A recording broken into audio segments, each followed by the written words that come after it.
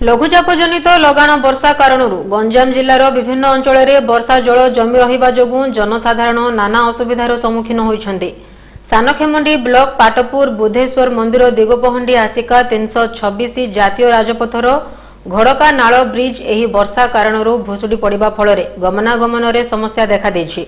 सेहीपरि हिंजिलीकाटु और उपकंठ ग्रामांचल में वर्षा पानी जातीय राजपथ उपरे जमी रहिथिला। सेहीपरि केतेक विद्यालय में मध्य वर्षा जोगु बहु समस्या सृष्टि होइथिला। एपरि वर्षा जोगु बहु चाष जमी पानी रे बुड़ी रहिथिला। हिंजिली ब्लॉकर पुराणा बुरुपड़ा यूपी स्कूल छात्र छात्री माने वर्षा जोगु बहु असुविधार सम्मुखीन होइथिले। सानखेमुंडी ब्लॉक तेंगाड़ी ग्राम रे रास्ता और स्कूल रे पानी पशि जिबारु लोके यातायात असुविधार सम्मुखीन होइथिले। शुक्रवार जिलापाल विजय अमृत कुलांगे ब्रह्मपुर उपजिलापाल सिंदे दत्तात्रय भावसाहे विभिन्न ग्राम परिदर्शन कर स्थिति अनुध्यान करथिले।